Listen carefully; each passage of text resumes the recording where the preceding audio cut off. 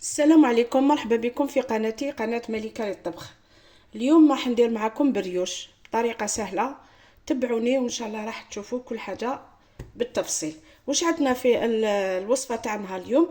عندنا 2 كيسان تاع الحليب. اول حاجة نديرو 2 كيسان تاع الحليب، والحليب تاعنا لازم يكون دافي، ما يكونش بارد، لازم يكون دافي. هذا اول كاس، والكاس الثاني نزيدو معاهم مغرفة كبيرة تاع خميرة الخبز بهذه الطريقة. مغرفة كبيرة تاع خميرة الخبز، هاي ليك. نزيد لها انا شوية باسكو ما عمرتهاش بزاف.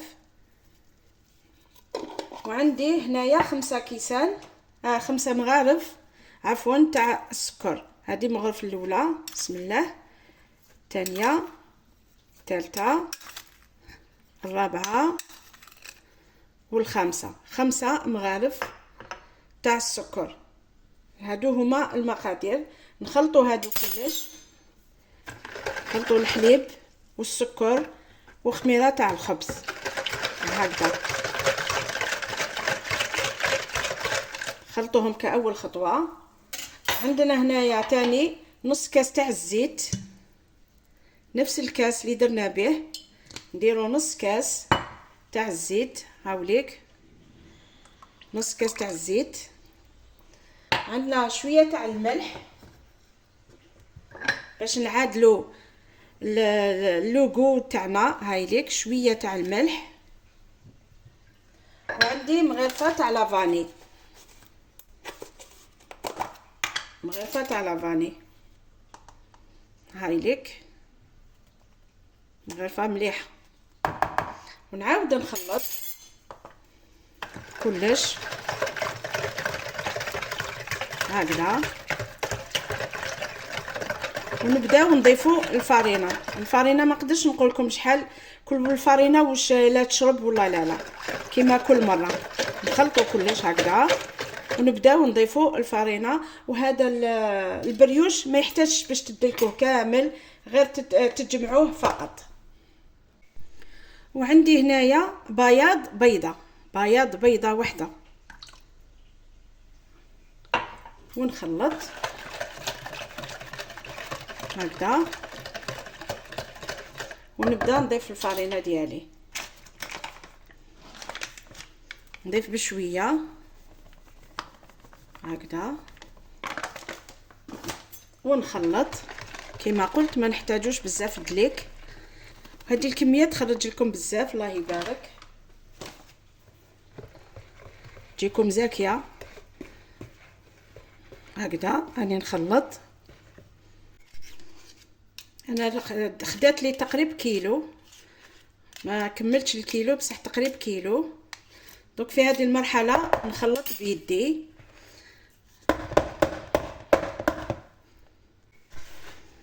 هكذا. لازم العجينه تاعنا تكون طريه تلصق في اليد هكذا. طموها. انا غسلت يدي باسكو كانت تلصق بزاف. بهذه الطريقه شوفوا كيفاش راهي تلصق، وهذا هو المطلوب. شوفوا دوك انايا بعد ما طميتها مليح نديرها في نفس الاناء اللي خدمت فيه، هاي ليك.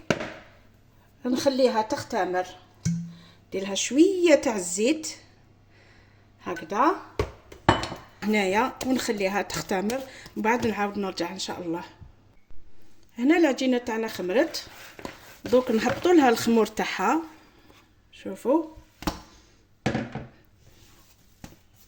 عجينه جات بزاف هايله هايله هايله.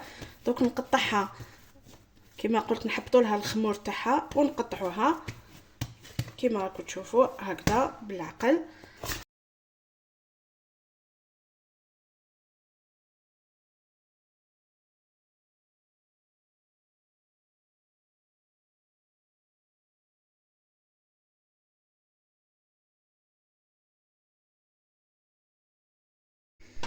انا هنا حضرت الصنيوه تاعي، درت لها ورق الزبده وشعلت الفرن على 180 درجه.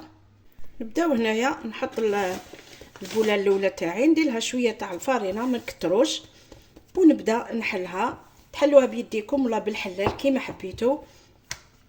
شوفوا بهذه الطريقه حلوها هكذا.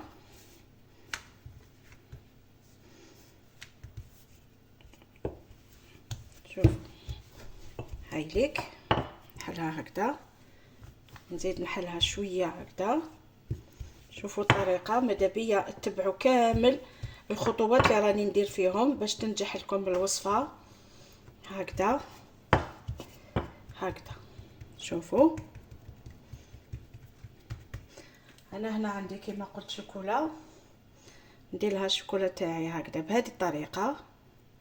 ديروا لها شويه تاع الشوكولا هكذا. شوفوا بعدا نعاود نغلق عليها هكذا هكذا.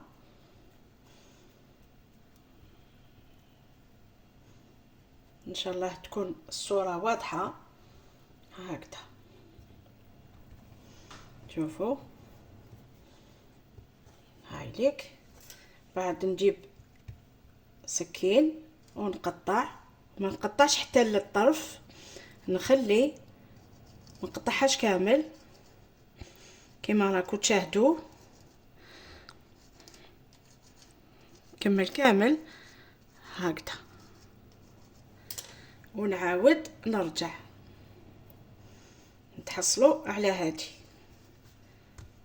نعاود نغلقها بهذا الشكل هكذا،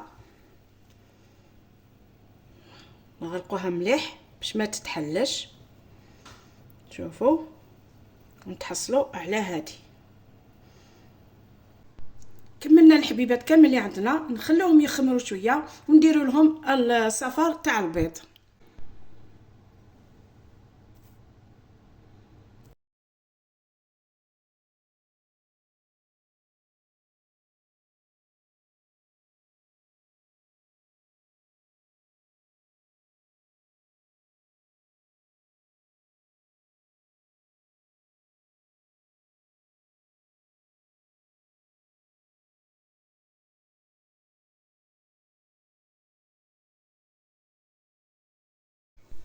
وهذا هو البريوش تاعنا.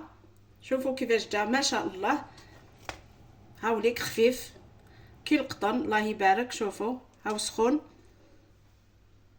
نتمنى الوصفه تاع نهار اليوم تكون عجبتكم، تقولوا لي في تعليقاتكم، ونتلاقاو ان شاء الله في وصفه واحده اخرى من وصفات مطبخ ملكه. والسلام عليكم.